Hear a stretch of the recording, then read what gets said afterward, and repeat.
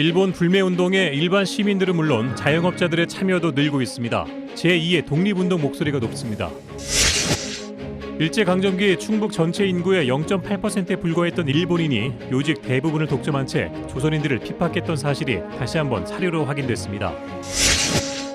연일 계속되는 폭염과 잦은 비에 채소 작황이 부진해지면서 출하량 감소로 가격이 크게 오르고 있습니다.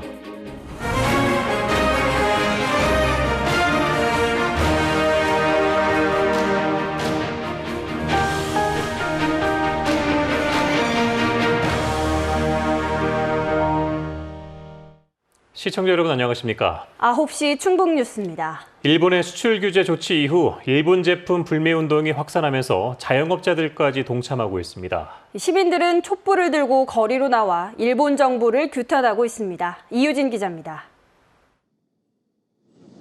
도심의 한 편의점. 일본산 담배를 비롯해 각종 일본 제품이 놓여있던 진열대 곳곳이 텅 비었습니다.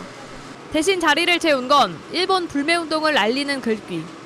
팔지 않는 대신 반품도 할 수 없어 손해는 고스란히 점주 몫이지만 후회는 없습니다. 타격 커요. 솔직히 많이 커요. 어느 정도 떨어진다는 생각을 각오하고 시작을 한 거기 때문에.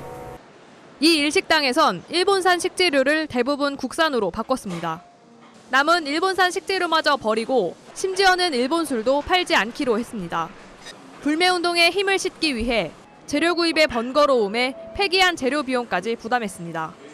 저희는 계속 저희 식재료로만 음식을 하고 손님들한테 내릴 생각이에요. 젊은 층이 즐겨 찾는 술집에는 새 메뉴판이 등장했습니다. 유명 회사가 아닌 일본 계열의 모든 주류까지 메뉴에서 지웠습니다. 잘 알려지지 않은 일본 제품도 아예 팔지 않겠다는 결정입니다. 고객분들한테 선택지를 줄이고 싶었어요. 잘못된 부분을 바로잡는 데 조금이라도 도움이 되고자. 불매운동이 확산하면서 시민들은 촛불을 들고 거리에 모였습니다. 안 사요! 안 가요! 안 파요! 계속 이렇게 힘을 보여주고 해서 일본이 한국이라는 나라를 예전처럼 쉽게 업신여기지 못하는. 우리나라 국민이니까 참여를 해야 된다고 생각해서 그래서 왔죠. 제2의 독립운동이라고까지 불리는 일본 불매운동. 거듭되는 일본 측의 망언까지 더해 불매운동의 열기는 더욱 달아오르고 있습니다. KBS 뉴스 이유진입니다. 일제강점기 충북도민 대부분이 토지를 잃은 채 소작농으로 전락해 고단한 삶을 살 수밖에 없었다는 소식 전해드렸는데요. 이번엔 강압 통치와 경제적 침탈을 위해 행정과 사법, 금융 등 충북의 핵심 요직을 전체 주민의 1%도 안 되는 일본인들이 독차지한 사실이 또 다른 사료를 통해 재차 확인됐습니다. 보도에 구병혜 기자입니다. 일제강점기인 1923년 발행된 충북 산업지입니다. 당시 충청북도의 행정조직은 도지사 아래 3부 11개과 체제로 운영됐습니다. 하지만 직책에 쓰인 이름을 보면 도지사와 부장, 과장 자리 15개 가운데 14개가 일본인이었고 조선인에게는 과장 자리 단 1개만 내줬던 것으로 추정됩니다. 또 자주독립을 외치던 순국 선열에게 혹독한 형벌을 내렸던 판검사도 거의 모두 일본인이었습니다. 판사는 3명 가운데 2명이, 검사는 10명 모두 일본인 이름이었습니다. 자본 침탈을 주도했던 금융기관도 마찬가지입니다. 대형 금융기관 3곳과 금융조합연합회 이사장을 모두 일본인이 맡았습니다. 또 금융조합 22곳의 경우 조선인을 상대하기 위해 대표 조합장은 조선인이 많았지만 실질적 권한을 행사했던 조합 이사의 경우 19곳을 일본인이 차지했습니다. 이 때문에 인물편에 등록된 고위 공무원과 판검사, 군인, 의사, 사업가 등 118명 중 73%인 86명이 일본인이었습니다. 조선인은 27%인 32명에 그쳤으며 이 가운데 11명이 친일 임명사전에 등재돼 있습니다.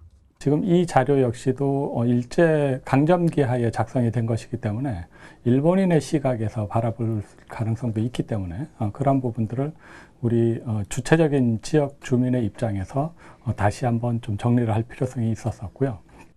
1923년 당시 일본인이 차지하던 충북도 내 인구 비율은 0.8%, 인구도 6,400명으로 갓난아이와 학생을 제외한 일본인 대부분이 사회 최상위층을 독점하면서 권력과 부를 모두 장악했던 것으로 확인됐습니다. KBS 뉴스 구병효입니다.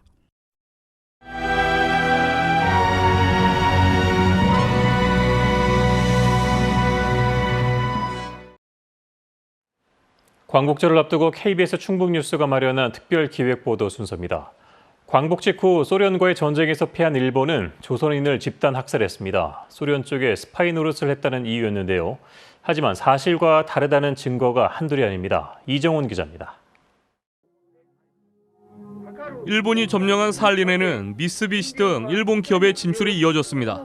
섬의 60% 이상이 숲으로 이뤄져 목재와 석탄 등 천연자원이 풍부했기 때문입니다. 전쟁으로 부족해진 노동력은 조선인 강제 동원으로 메꿨습니다. 도로 건설, 이 대부분 탄광, 벌목 이런 데 다 고된 노역을 시켰습니다. 혹독한 노동을 못 이겨 도망가다 붙잡힌 조선인들은 일명 징벌방이라는 타코베야에 감금됐습니다. 노예와 다를 바 없는 생활이었습니다. 엄마 찾고 아버지 찾고 그 젊은 청년들이 막 우는 소리가 귀에 쟁쟁하더라도 그래도 그거 두드려 패가지고 일식 있단 말이에요. KBS가 입수한 당시 일본 경찰의 문서입니다. 조선인 노무자들의 인상착의와 소속 작업장, 출신지, 직종 등이 자세하게 나와 있습니다. 조선인은 이미 오래전부터 일본 비밀 정치경찰의 특별 관리 대상이었다는 사실이 확인됐습니다. При полицейской жандармерии существовали отделы, которые изучали вопросы перемещения корейских лиц. Особая группа, которая вызывала политическое недоверие у властей. 산 정상에는 스파이를 감시하는 일본군 특수부대까지 있었습니다. 여기서 다 보이잖아요. 밑에 저거 하마부터 다 보이잖아요. 위에. 그러니까 어떻게 일본 사람들 다 보고 조사하고. 조선인들은 이렇게 삼엄한 감시와 통제에 놓였습니다. 스파이로 의심할 만한 어떤 행동도 할 수 없는 구조였지만 수많은 조선인들이 영문도 모른 채 희생된 겁니다. 행정관청 그리고 경찰 그리고 일본인 외곽 조직이 물샐 틈 없이 이러한 조선인 감시체제를 구축하고 있었다. 거짓 명분을 앞세운 참혹한 집단학살의 책임을 묻기 위해 일본의 만행을 철저히 규명해야 한다는 목소리가 커지고 있습니다. KBS 뉴스 이정훈입니다. 지난달 기준 충북 지역의 실업자가 큰 폭으로 증가했습니다. 충청지방통계청이 밝힌 고용 동향 자료에 따르면 지난달 충북의 실업자는 3만 명으로 1년 전보다 7천 명이 증가했습니다. 이에 따른 실업률은 3.3%로 1년 전보다 0.8%포인트 상승했습니다. 특히 지난달 남성의 실업률이 3.4%로 1년 전보다 2%포인트 상승했습니다. 국민권익위원회가 괴산군 신길이 의료 폐기물 반대대책위원회 측이 원주지방환경청을 상대로 낸 폐기물 처리 사업계획 적합 통보 취소 행정심판에 대해 심리 요건을 갖추지 못했다며 각하 결정을 내렸다고 밝혔습니다. 한편 업체 측은 괴산읍 신길이 7,700여 제곱미터의 의료 폐기물 소각, 보관시설을 건설할 예정이며 인허가 권한이 있는 괴산군은 불허 방침을 밝히며 맞서고 있습니다. 요즘 잦은 비와 35도를 넘는 폭염이 계속되면서 채소류 작황이 부진합니다. 특히 오이와 애호박의 경우 수확량이 크게 줄면서 가격도 급등했습니다. 함영구 기자가 보도합니다. 이달 초부터 수확을 시작한 오이 비닐하우스입니다. 바닥에는 버려진 오이가 널려 있고 줄기에 달린 오이도 굽거나 노랗게 색이 변했습니다. 누렇게 말라버린 넝쿨도 눈에 띕니다. 연일 계속된 폭염에 비까지 자주 내려 이 같은 현상이 빚어지고 있습니다. 올라가면서 계속 장애가 되는 거야. 한번 이제 시들다가 그냥 죽어버려요. 생산량은 예년의 30% 수준. 수확을 포기하는 농가도 속출하고 있습니다. 오이 농장에서는 하루에도 몇 박스씩 상품 가치가 없는 오이들이 버려지고 있습니다.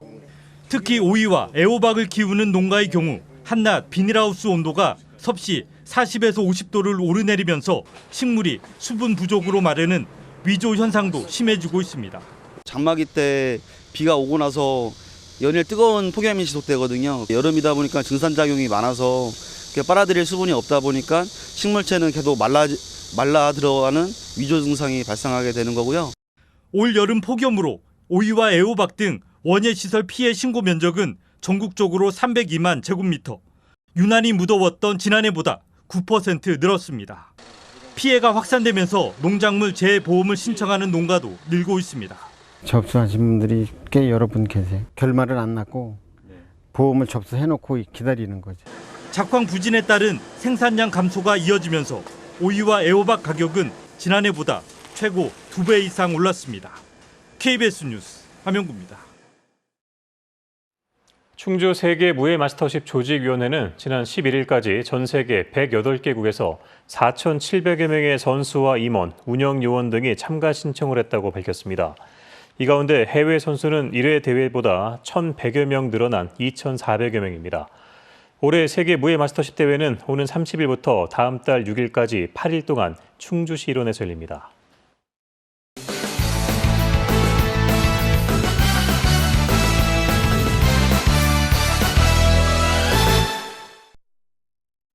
대전고법 청주재판부는 아내의 전 내연남을 살해한 혐의로 기소된 58살 A씨에게 원심과 같은 징역 12년을 선고했습니다. 또 범행을 도운 A씨의 조카와 식당 종업원 2명에 대해서도 실형을 선고한 원심을 유지했습니다. A씨는 함께 기소된 일행들과 함께 지난해 7월 자신의 식당 뒷마당에서 과거 아내와 내연 관계였던 피해자를 무차별 폭행하는 등 살해한 혐의를 받고 있습니다. 히말라야 안나푸르나 히운출리에서 지난달 말 발견된 시신 2구가 10년 전 실종된 직지 원정대 소속 민준영, 박종성 대원으로 확인됨에 따라 운구 일정이 속도를 내고 있습니다. 어제 네팔 포카라 병원에 도착한 박연수 전 직지 원정대 대장과 유족 등은 화장을 한 뒤 주말인 17일 오전 인천공항을 거쳐 이들의 추모비가 있는 청주 고인세 박물관에 도착할 예정입니다. 청주시는 추모식을 할 수 있도록 지원하고 다양한 지원 방안을 검토하고 있다고 밝혔습니다. 청주시가 청주 테크노폴리스 일반산업단지 3차 확정 부지의 지작물 보상 계획을 공고했습니다. 대상은 토지와 건물 등 17,700여 건으로 소유자나 관계인은 30일까지 이의 신청을 할 수 있습니다. 청주 테크노폴리스 측은 다음 달 감정평가를 시작해 보상금을 확정하고 12월부터 보상에 나설 계획입니다. 충북국제교육원 다문화 교육지원센터에 따르면 2018년 4월 1일 기준 충북 지역 다문화 학생은 5,047명으로 1년 전보다 479명이 늘었습니다. 이에 따라 다문화 교육지원센터는 찾아가는 한국어 교육을 비롯해 편입학을 앞둔 중도 입국 청소년을 위한 중등 디딤돌 과정도 운영하고 있습니다. 또 다음 달부터는 청주 시내에서 중도 입국 학생이 많은 학교를 선정해 다문화 학생 기초 기본 학습 멘토링도 운영할 계획입니다. 경사로 등을 설치해 장애인들이 휠체어를 타고도 쉽게 접근할 수 있도록 한 상당구의 한 장애인 친화 음식점에 청주시가 더 편한 세상 현판을 설치했습니다. 청주시는 장애인들이 음식점 출입구 계단을 오르지 못해 이용이 불편하다는 민원을 접수한 뒤 지난해 9월부터 장애인 친화 음식점을 지정하고 있으며 현재 16개 선정됐습니다. 브랜드에서는 정말 토론에서 태어난 결정 위기 슬라스의 세 마리 이름을 공부와 행복의 꿈을 정했다고 했습니다. 동물은 시민에서 차지한 이유는 행복과 희망과 꿈을 꾸고 살아가는 의미가 있다고 설명합니다. 다음